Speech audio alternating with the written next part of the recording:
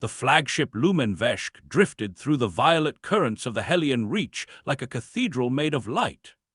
2 kilometers of pearl-white hull, threaded with veins of bioluminescent coral, it was the crown jewel of the Velari medical Concord, a civilization that had not lost a patient in 300 standard years. Tonight, that record was about to break. Inside the central healing chamber, alarms sang in a soft, almost apologetic tone. The Velari did not believe in harsh sounds, even during catastrophe. But the chamber's silver-robed physicians were anything but calm.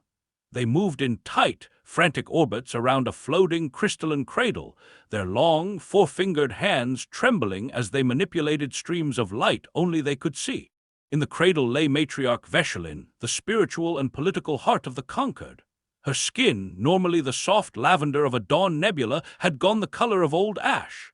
A single wound ran across her abdomen, not large, not deep by Velari standards. It should have closed in seconds. Their nanotech could regrow a severed limb in under a minute.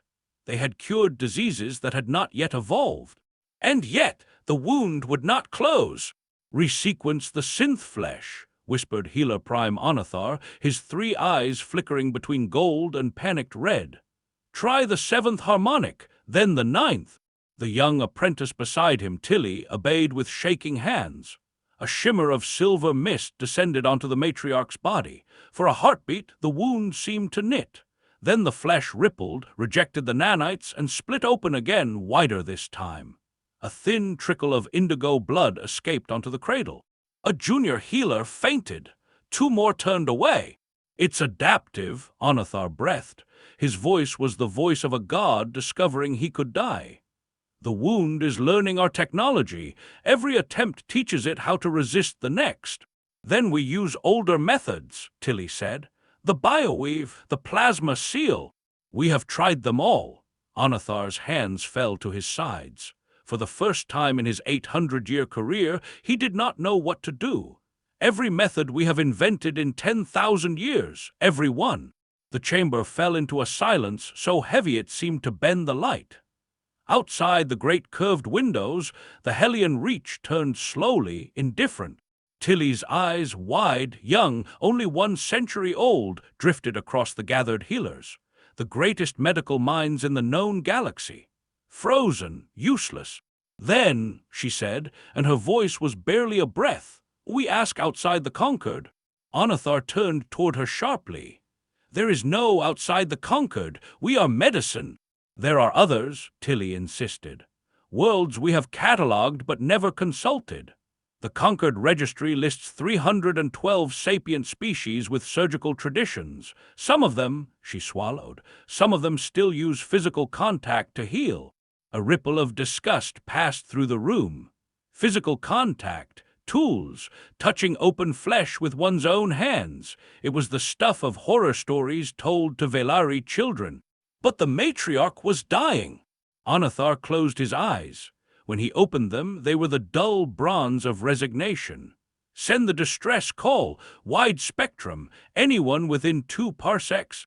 Healer Prime, the nearest registered species is—" "I know what they are." His voice cracked. "Send it anyway." Tilly moved to the console, her heart's hammering against her chest plates. She keyed in the emergency frequency, the one no Velari had ever used in living memory. Her fingers hesitated above the transmit rune. "Healer Prime," she said. "The closest signal answer is from a human vessel." A collective shudder ran through the chamber. Humans, the galaxy's roughest species, the ones who fought wars with chemical projectiles and wore the bones of their dead as trophies, according to half the rumors. The Concord had only granted them observer status 6 years ago, and even that had been controversial. Onathar stared at the dying matriarch, at the wound that mocked 10,000 years of his people's brilliance. "Send it," he whispered. The transmission left the Lumenvesk in a thread of blue light, racing across the dark, carrying with it the unthinkable confession of a god-tier civilization. "We do not know how to save her. Please come." And somewhere in the cold black between stars, a small, scarred Earthship turned toward the signal and answered. "Part 2, the primitive arrives." The Earth ship was called the Steady Hand, and it looked exactly like its name suggested, small, scarred, and unbothered. Its hull bore the dents of a dozen rough landings and the burn marks of one bad firefight near Ceres. When it docked against the gleaming flank of the Lumen Veshk, the contrast was almost obscene. A knife laid against a swan. The Velari honor guard assembled at the airlock in their ceremonial silvers, lined up in the crescent formation reserved for visiting dignitaries. Healer Prime Onathar stood at the center, his 3 eyes fixed on the slowly cycling door. Tilly stood behind him, fighting the urge to fidget. "Remember," Onathar murmured, "they are guests. They are also our last hope. Whatever they look like, whatever they smell like, you will show no reaction." The door hissed open. A single figure stepped through. She was shorter than any of them by half a meter. Her skin was the color of warm clay, her hair the color of dark wood, pulled back in a tight, practical knot. She wore a faded olive-green uniform with a red cross stitched onto one shoulder, hand-stitched, the Velari noted with a flicker of unease. Her boots were scuffed. A satchel hung at her hip, bulging with shapes none of them could identify. She had 2 eyes, only 2. It made her face look strangely flat, like an unfinished sculpture. "Corporal Elena Vashik," she said, voice level. "Field Medic, 14th Expeditionary, I got your distress call. You said it was urgent." Onathar inclined his long neck. "You came alone. Crews on standby. You said 1 patient. I don't bring a parade for 1 patient." Tilly blinked. The humans she'd read about were supposed to be loud, aggressive, perpetually on the verge of violence. This one stood as still as stone, and her eyes, those flat, 2-dimensional eyes, were doing something unsettling.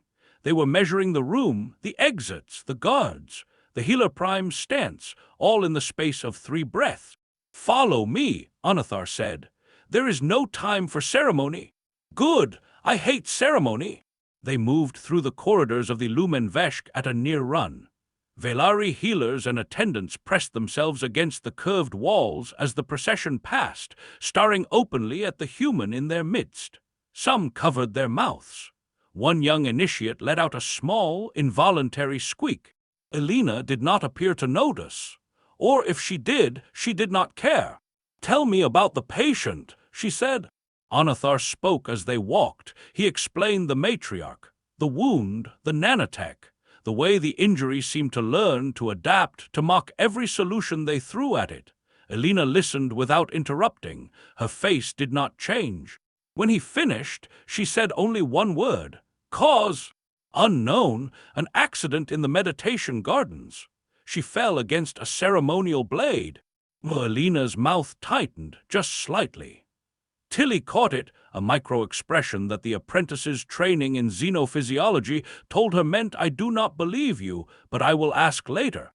They reached the healing chamber. The doors melted open. Elena Vashik stepped inside and saw the matriarch. For the first time, something cracked across the human's face. Not horror, not disgust, something older, something Tilly had no word for. It looked like recognition. "How long has she been like this?" Elena asked, already moving toward the cradle. The honor guard tensed. She ignored them and went to the matriarch's side as if she had every right to be there. 6 hours, 23 minutes, Onathar said. "Pulse! 41 beats, falling." Elena pulled a small light from her satchel, a primitive thing, a tube with a glass end, and clicked it on. White light. She bent over the wound. The Velari healers behind her made small, distressed sounds as her bare hand hovered over the matriarch's exposed flesh. She did not touch yet. She only looked. For a long, long moment, she was perfectly still. Then she straightened. "Your machines can't fix this," she said, "because the wound is contaminated with something that's hijacking the nanites. Every time you send them in, they get reprogrammed and turn into the problem. Am I right?" Onathar's 3 eyes widened. "We had begun to suspect this." "Yeah, thought so." Elena set down her satchel and began unrolling it on the floor, a dark cloth lined with pockets. From the pockets she drew out things the Velari had only seen in their oldest history archives. A small curved piece of metal, a spool of thin black thread, a bottle of clear liquid. a pair of thin gloves. The chamber went absolutely silent. "What," whispered Onathar, "is that?" Elena Vashik looked up. Her two flat human eyes were perfectly steady. "That," she said, "is a needle. She threaded it, and I'm going to use it to save your queen." Part 3. Needle and Thread. The needle caught the chamber's soft light and turned it into a single bright point. Every Velari in the room stared at that point as though it were a new, malevolent star. Elena Vashik snapped on the thin gloves with a practiced motion. She uncorked the bottle of clear liquid antiseptic, simple ethanol-based, the kind every Earth medic carried, and poured it generously over her gloved hands, then over the needle, then over the area around the matriarch's wound. The Velari healers flinched as the liquid touched their leader's sacred skin. "It's just alcohol," Elena said, not looking up.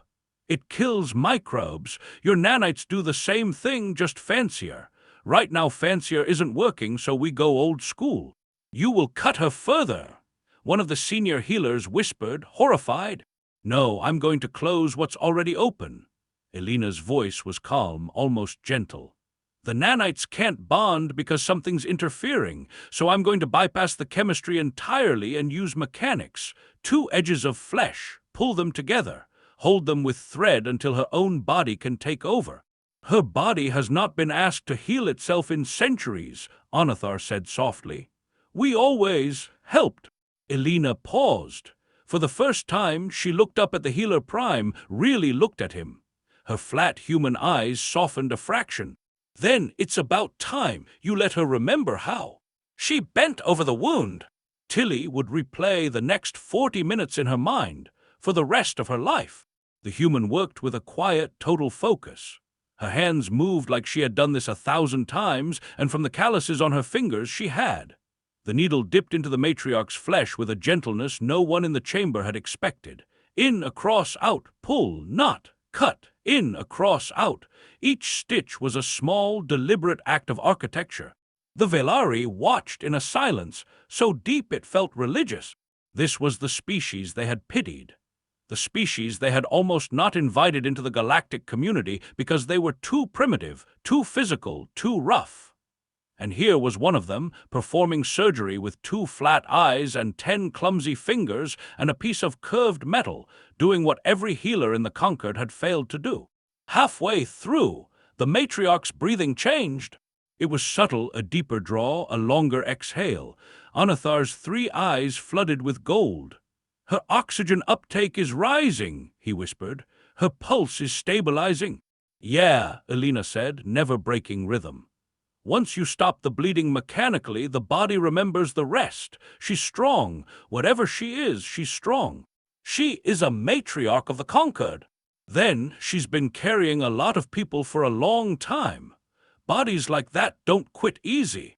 She set the final stitch, tied it, snipped the thread with a small pair of scissors that drew an audible gasp from the gathered healers who had never seen any blade so small and so casual. Elena straightened. She rolled her shoulders. There was sweat on her brow, but her hands were perfectly steady. "She'll need monitoring for the next 12 hours, she said. "Watch for fever. The stitches come out in 8 to 10 days, depending on her healing rate, which I'm guessing is faster than ours. Keep the area clean. No nanites near the wound for at least a full cycle. Let her own immune system do its job.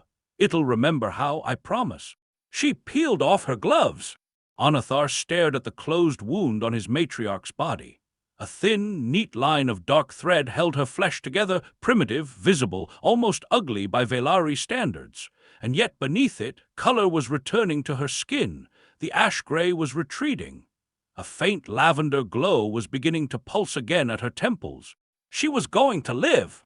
The healer prime, 800 years old, master of 1,000 healing arts, leader of the most advanced medical civilization in the known galaxy, slowly lowered himself to one knee.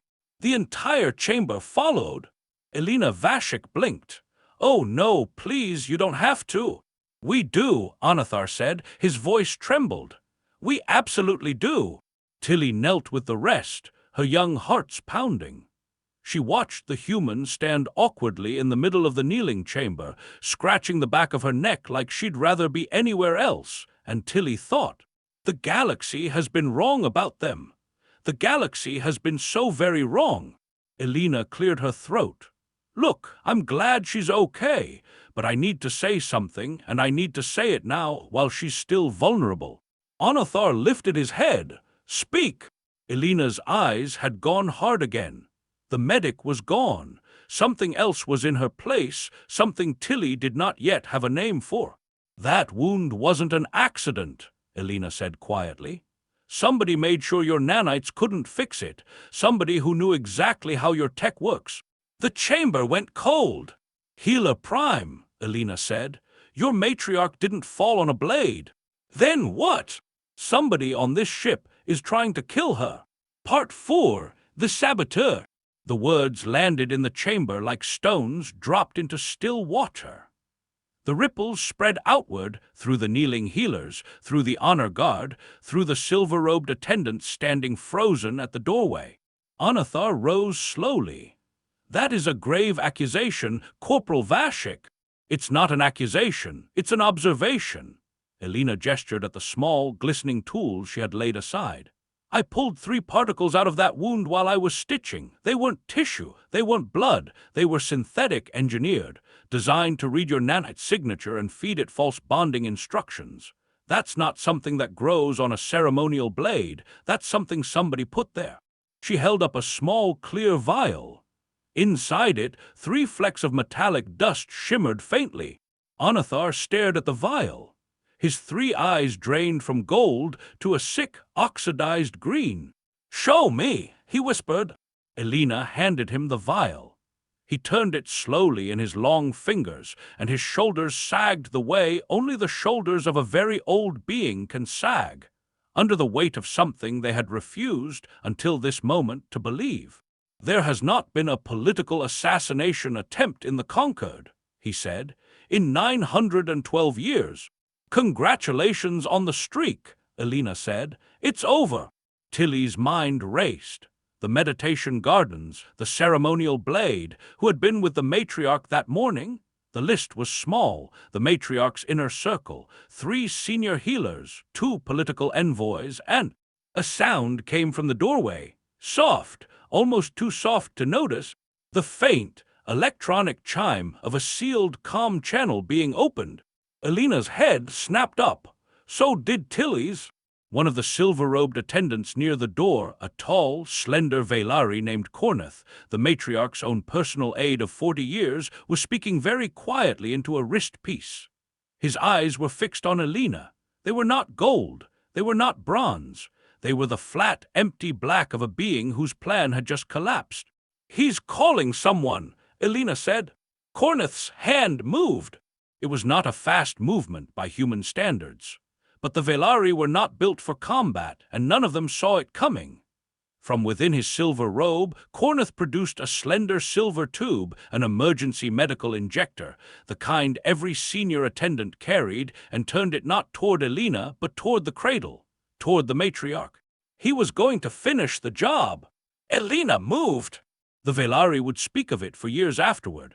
The way the human crossed the chamber in 3 impossibly economical steps, the way her shoulder drove into Corneth's ribs, the way her hand caught his wrist and bent it backward until the injector clattered to the floor. There was no flourish. There was no battle cry. There was only a small, hard-bodied medic doing what medics on 100 Earth battlefields had done for centuries: keep the patient alive by any means available. Corneth hissed and twisted. He was taller than her, and his long limbs had reach. But Elena had been trained by drill sergeants who believed in leverage above all things. She drove her elbow into the soft place beneath his second heart, and he folded. "Restrain him," Onathar barked, and finally the honor guard remembered they had bodies. They surged forward and pinned Corneth to the floor. Elena stepped back. She was breathing hard. Her left sleeve was torn. Corneth had managed to scratch her with something during the struggle. A thin red line ran along her forearm. She stared at it. "Healer Prime," she said very quietly. "Was there anything on his fingernails?" Onathar's 3 eyes went wide. He lunged for the fallen injector and held it under the chamber's analyzer. A holographic readout bloomed above it in a cascade of Velari script. Tilly read it before he did, and her heart stopped. "It's the same compound," Tilly whispered. "The same compound that was in the matriarch's wound." Elena looked down at the scratch on her arm. The skin around it was already beginning to pucker, to redden, to refuse to clot. "Well," she said, her voice was admirably even. "That's inconvenient." Anathar wheeled toward the healers. "Prepare a containment field. Synth flesh, harmonic 7 now." "No," Elena said. "What?" "Won't work on me either. The compound learns. It'll just adapt to whatever you throw at it, same as it did to her." She looked up at him, and her flat human eyes were calm in a way that frightened Tilly more than anything had so far. "Get me to my ship. I have what I need on the steady hand, real bandages, real sutures, antibiotics that don't run on nanotech. You cannot leave the chamber. Cornith was not alone. Assassins of his caliber never are. There will be others on this ship. Then we move fast." Elena's eyes flicked to Tilly. "Apprentice, you're with me."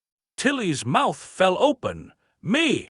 You're the only one in this room who looked at me like I was a person and not a curiosity. I trust that. Come on." Anathar caught Elena's good arm. "Corporal, thank you. For her, for us. Thank me when I'm still alive in an hour," Elena said. She picked up her satchel. She slung it over her shoulder. The cut on her forearm was already weeping a dark, slow trickle. And together, the human medic, bleeding from a wound her own kind could heal but theirs could not, and the young Velari apprentice who had asked the unthinkable question.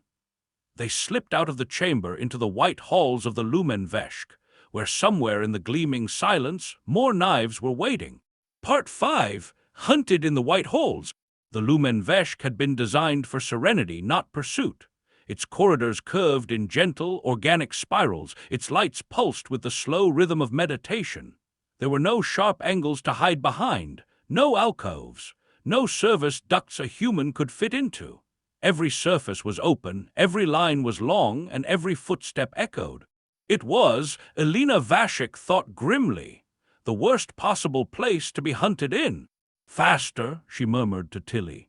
"Smaller steps. Stay against the inner curve. Assassins coming the other way will see your silhouette later that way." "How do you know this?" "Because I've done it before. Move." Tilly moved. Her four-fingered hands were trembling, but her long legs carried her forward with surprising speed. Every few meters, Elena pressed her back against the wall and listened. The cut on her forearm throbbed. She had bound it tight with a strip torn from her undershirt, a temporary fix. The compound was already in her bloodstream. She could feel it, a faint cold weight moving through her veins, looking for somewhere to settle. 20 minutes, maybe 30 if she was lucky. Then she would start to slow down. "Elena," Tilly whispered, "the docking bay is 4 levels up. We will have to pass through the central atrium. It is open, fully visible from 6 approach corridors." "Of course it is," Elena exhaled. "All right, different plan. Where's the nearest medical supply station?" 2 corridors east, but it will only have conquered supplies. Nanotech, none of which. I don't need their meds. I need their tools. Take me there." They ran.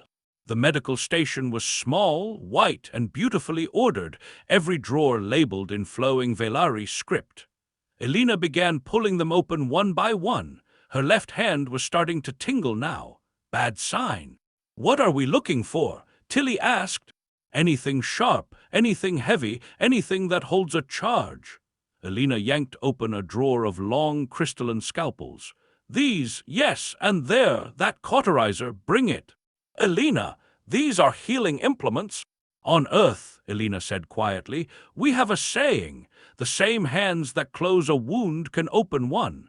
Healers fight too when they have to." Tilly stared at her for a long moment. Then she gathered the tools. They had just stepped back into the corridor when the lights died. All of them, every soft pulse, every meditation glow. The Lumenveshk dropped into a darkness so complete that for a heartbeat Tilly could not tell which way was up. She heard Elena's voice in the black, low and steady. "They cut the lights to take away your eyes. They forgot I only have two anyway." Elena's hand found hers, pressed something cold and rod-shaped into her palm. "Cauterizer, hold it like you'd hold a stylus. If anything comes at you and it isn't me, press the button on the side and shove it into them. Don't think, just do it." "I have never." "I know. That's why I'm telling you now." Footsteps, soft, multiple, coming from two directions. Elena's voice dropped to a breath against Tilly's ear. "On three, we run, not toward the docking bay, toward the atrium. They'll expect us to hide. We don't hide. We go where the witnesses are." "There are no witnesses. The corridors are empty." "Not for long." Elena reached up. Tilly could feel the motion in the dark and slammed the butt of a scalpel into a panel beside them. A high, ringing alarm began to wail. Emergency lighting flickered on in soft red pulses. All across the Lumenveshk, doors began to open. Healers, attendants, initiates, hundreds of them emerged into corridors, blinking, confused. "Now there are witnesses," Elena said. "Run!" They ran. The two assassins came at them in the half-light of the atrium, silver robes, faces masked, long velari blades drawn. The first lunged at Elena. She was slower than she had been an hour ago. The compound was eating at her reflexes. But she had spent 12 years on hard worlds, and her body knew tricks her mind no longer needed to think about. She dropped under his swing, came up inside his guard, drove the cauterizer into the soft place under his jaw and pressed the button. He went down without a sound. The second one turned toward Tilly. For one frozen second, the apprentice saw her own death in the angle of a stranger's blade. Then she remembered Elena's words, "Don't think, just do." And she lunged forward and shoved the second cauterizer into the assassin's chest with all the force of a century of careful, gentle hands, suddenly remembering they could be something else. The assassin crumpled. Tilly stood over the fallen body, shaking violently. "Good," Elena said, breathing hard. "That's good. Breathe, you're okay." Around them, the gathered Velari were staring at the bodies, at the masked faces, at the human medic swaying slightly on her feet. Word would spread now. The whole ship would know. Whatever conspiracy Corneth had been part of, it could no longer move in shadow. But Elena's knees were starting to buckle. "Docking bay," she rasped. "Tilly, get me to my ship." Tilly caught her under the arm. The young Velari was crying, silver tears down a lavender face, but her grip was steady. "I have you," she said. "Healer Vashik, I have you." Elena managed a thin, crooked smile. "Healer, huh? Big upgrade from primitive." She made it 3 more steps before the dock took her. Part 6. The Stitch That Held a Galaxy. Elena Vashik woke to soft light and the smell of her own ship. She was lying on the medical bunk of the Steady Hand, her own familiar gray ceiling above her, the faint hum of her own engines beneath her. Her left forearm was wrapped in a clean earth tissue bandage. Beside the bunk, slumped in the small chair that was definitely not built for Velari proportions, was Tilly, fast asleep, 4-fingered hands folded in her lap. Elena's throat was dry. She croaked, "Hey, kid!" Tilly jolted upright so fast she nearly fell off the chair. Her 3 eyes flooded gold. "You are awake! You are awake! Healer Prime, she is awake!" "Easy, easy! What's the situation?" "You have been unconscious for 16 hours.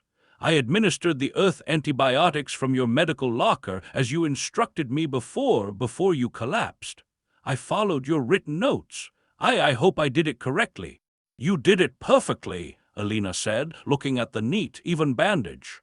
"Better than perfectly. You've got good hands, Tilly." The apprentice's lavender skin flushed a deep, embarrassed violet. The hatch chimed. Onathar entered, ducking his long neck, 3 eyes brimming with something between gratitude and grief.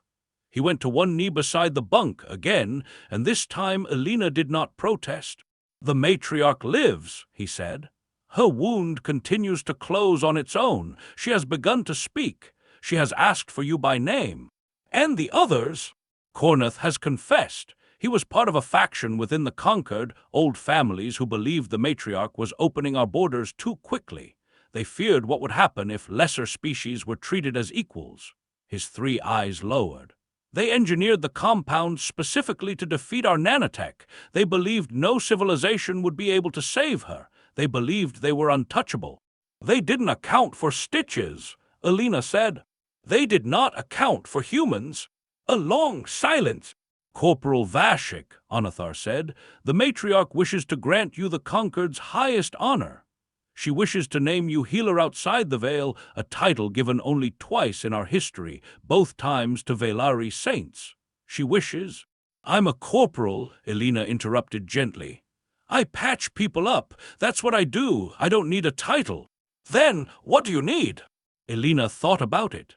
She looked at Tilly, at the young apprentice who had run through the dark with her, who had cried over a fallen stranger, who had bandaged a human with hands that had never touched human skin before yesterday.